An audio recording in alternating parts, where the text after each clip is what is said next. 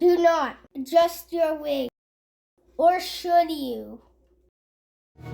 So we're going to start with the simplest rig, the good old hair rig on a soft braid hook link. We're going to get into all the rigs as we go along, but every week I want to try to showcase one specific rig, maybe a couple different variations of it, and we're going to try them with a bottom bait, a wafter, and a pop-up, and we'll see how it behaves in the tank. Now this simple hair rig, that's what I started with years ago when I joined Carp Anglers group. They sent me the instructions and my first hair rig, and that's all I used for years. But once I started watching YouTube, I found all the other amazing rigs you can use, and I couldn't wait to try them. So now there's a million and one rigs, million and one variations, but once you know it, it's gone a full circle of evolution, and I'm back to my soft braid hair rig. I use it on, well, specifically with my pack bait, and I love hooking it back into my pack bait. And well, last couple of years I've been using almost strictly pack bait. So let's put a bottom bait on there, we'll drop it in the tank, see how it sits.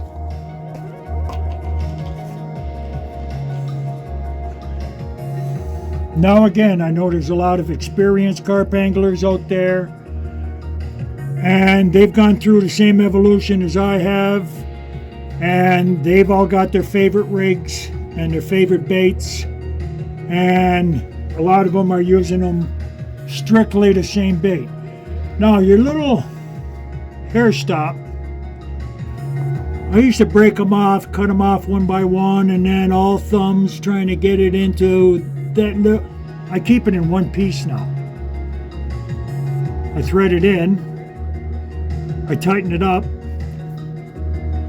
I put my fingernail where I want to break it, and I pull on it, and there you go. Don't need no scissors, don't need no razor blades, and I don't have to be all thumbs.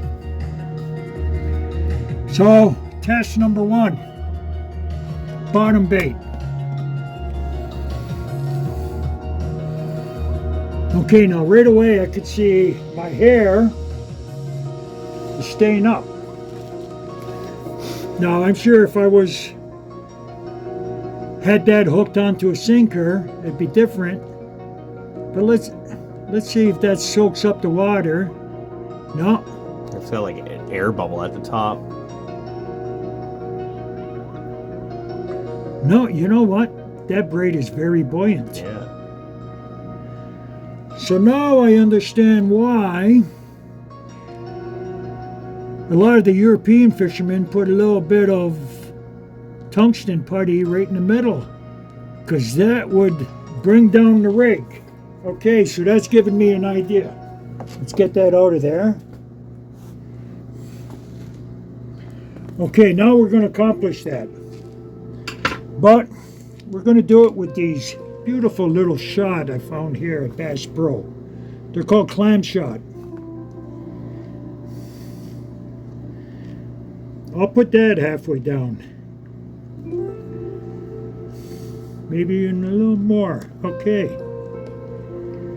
Now let's see how it sits. There you go. Mission accomplished. So, that's just the way I pictured it would sit. And of course my bottom bait, it's one of those hardened hook baits from the Moore's Mix that I make. And that's the way it's behaving. Now that looks just like the chum I threw in. You throw in your chum, whether you're using boilies, corn, whatever particles you want, they're on the bottom. So this matches the hatch. They're on the bottom. My bait's on the bottom. The fish find it, no problem, even at night. You should try making some current. Good idea. Good idea. So now with the bottom bait, it seems like it's holding pretty good on the bottom too. Yeah. Because from what I've seen on a lot of them underwater videos, a lot of these critically balanced baits, A fish swims through, kicks his tail, throws up a bunch of silt, and that critically balanced bait is flying all over the place. Now I just might be putting that little shot on that braid. Now there's different kinds of braid you can buy. Some of them is tungsten infused. Now I don't think I've got any of that, but we might get into that at a different date. Trying different kinds of braid hook links. So good test right there. So now let's take the bottom bait off and let's put a wafter on there. And the thing with the wafter is I'm counting on the weight of the hook to balance out that wafter and to bring it to the bottom. Bottom bait. Done deal. One of my favorite little wafters. Dynamite bait. I'm not sponsored by anybody, but I do have my favorites.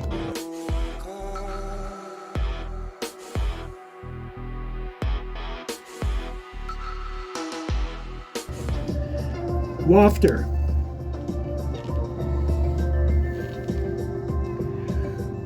Okay, so now the hook is balancing it out. But now you see how high off the bottom it is? That's interesting. But I like the way the hook is sitting. I call that sitting proud. Now that's a wafter, but it is sitting at least an inch, if not more, off bottom. So that's exactly the way your bait would sit. That's almost looking like a pop-up. But the difference is I didn't need any weight behind the hook to bring the rig down. The weight of the hook itself balances out that wafter. So that's interesting. For the longest time, I thought that wafter would be almost sitting on the bottom. Now let's try some different kinds of wafters.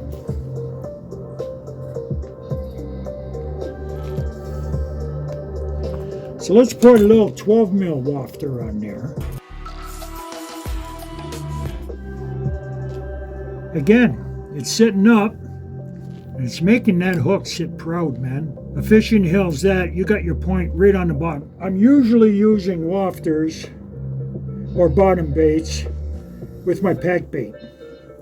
So now I know when my pack is all dissolved, that little boilie is going to sit proud above the free offerings.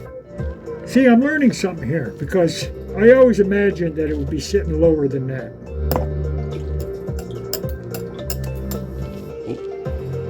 That's a number 4 mugga. Nice hook. Okay, now if you wanted that wafter right on the bottom, there's nothing wrong putting a little shot right underneath your bait.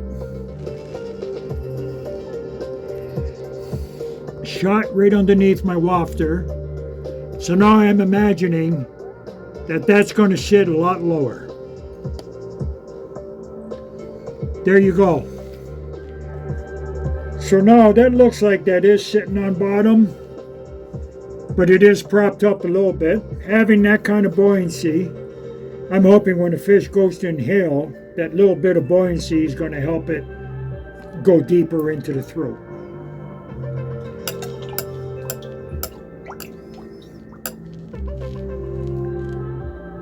Now it still moves around, but it is closer to the bottom. I'm liking it. I like the way that looks.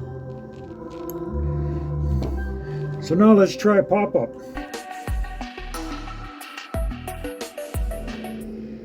Okay, so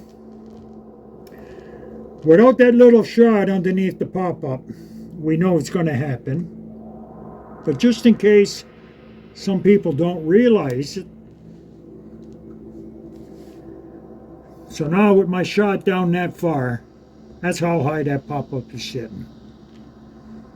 Now if you're fishing an area where the bottom is all covered with weed, that could be sitting just right to stay right on top of the weed.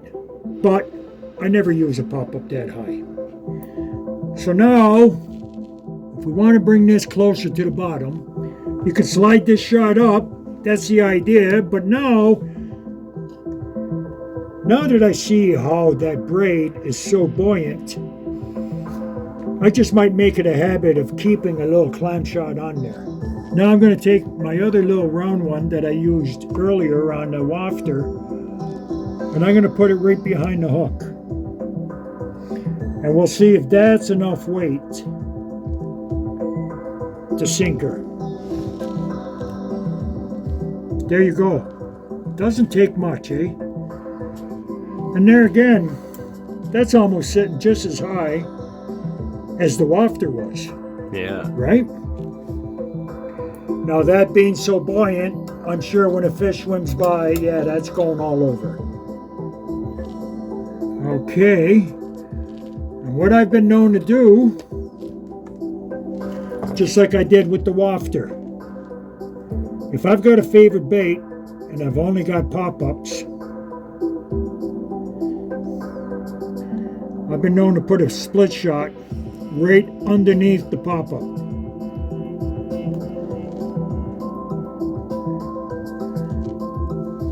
Split shot right underneath the pop-up. In the tank she goes. Okay. Now I didn't really sink it. So if I wanted to sink that down to the bottom, I would need a heavier split shot. Because now it's sitting the same way my wafter sat. Now that'll catch fish. I know it. I've caught fish that way before. But how many times did I cast that out thinking that that pop-up was sitting on the bottom? So now the next argument would be, why don't I get, that's a 15 mil pop-up. That's a 15 mil pop-up. I'm going to get a 12 mil pop-up and see how it sits. Sticky baits, 12 mil Manila. Now Manila sounds way too much like vanilla, which was one of my favorite flavors for years. Good old vanilla. So now let's get a little 12 mil on there. Okay, let's see if this little 12 mil sits on the bottom with that much weight. Looks to me like as much buoyancy as the 15 mil. So that's one size up from the split shot I had there before. Now that pins it on the bottom. Lesson learned.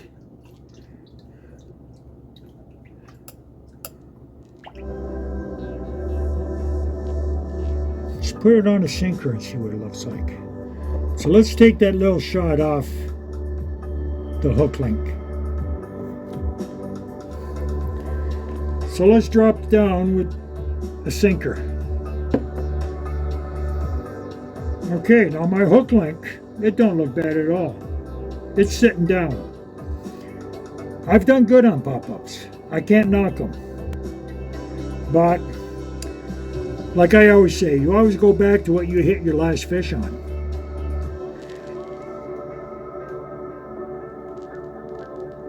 Now let's go back to a wafter.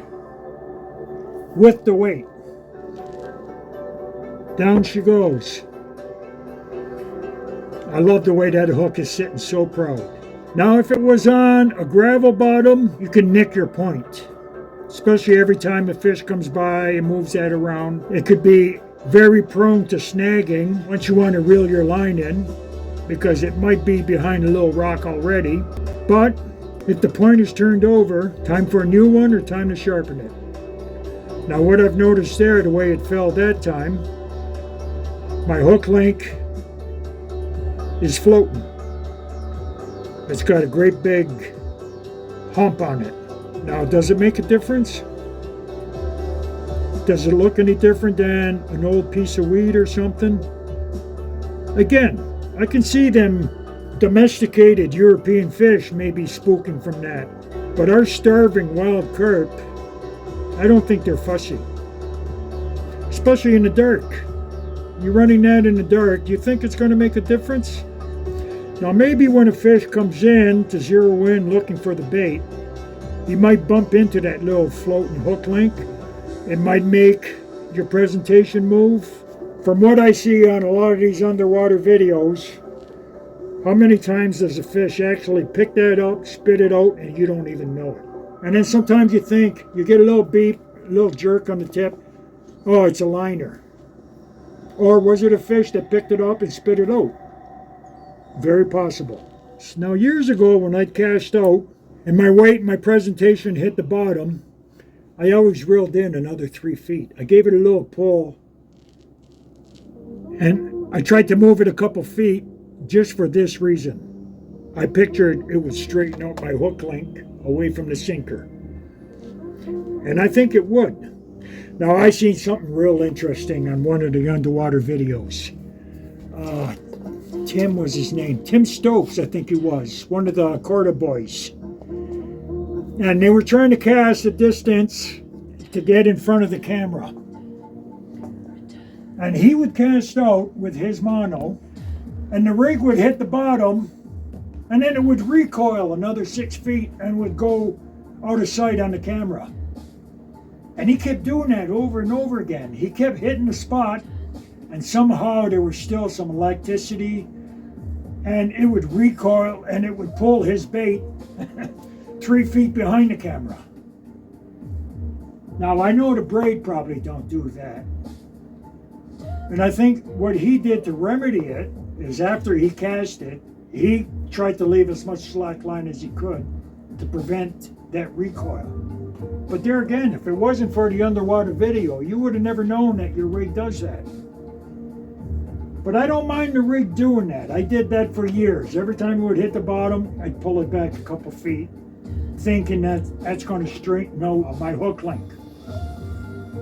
Now it's been quite a few years, I don't bother doing that anymore, especially with the pack bait. Once my pack bait hits the bottom, I don't want to move it because I don't want to move my presentation away from my pack bait. Now when I'm using the pack bait, my hook is hooked back into the pack bait. So by the time the fish finds it, that's my presentation right there. So does it really make a difference being that close to your sinker? And I bet you a lot of times, I've got a feeling that when a fish comes in to suck up that pack bait, I got a feeling a lot of times they suck up my presentation accidentally while they're feeding on the rest of my pack bait. Do they actually zero in on that little boilie specifically? Or do they eat up your pack bait, and as they're inhaling all that oatmeal and breadcrumbs and everything, they accidentally inhale your presentation? I think there's a lot of that going on. So I guess the only other step we can do now is maybe put a leader onto my sinker. I've stopped using lead core years ago. There was something about it, the stiffness about it. Okay, I've heard a lot of people say, oh no, this lead core is really soft, it sits softly on the bottom, it's very flexible. I haven't seen one that's flexible. So I'm using lead free. There's all kinds of companies making them. This is from Singit, and it's 65 pound. And then I've got a Fox variety, but I don't know if I like it yet because it looks too much like a shoelace. Look how thick that stuff is. Now that's the Fox stuff. Now I'm not saying it don't work, but like I said, this is 65 pound, this is 50. Does it have to be that thick? Now, does it sink? It sinks. It sits nice and soft. Okay, that's what I wanted to see. We're going to sink this one. There you go. That sits pretty nice. So that's lead free. It's serving the purpose.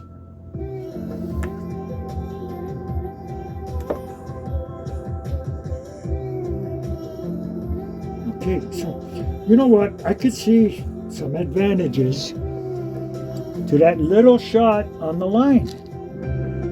Okay, there you go. A little bit more on there. Drop it. Oh, there you go. Now everything's sitting flat on the bottom. I learned something already. And Yeah. that's why we're doing this. And that's just with the first rig. Now we're going to be trying slip D's, combi rigs, multi rigs. We'll try some with anti-tangle sleeves on them. See if it makes a difference. I'm going to learn something along with the rest.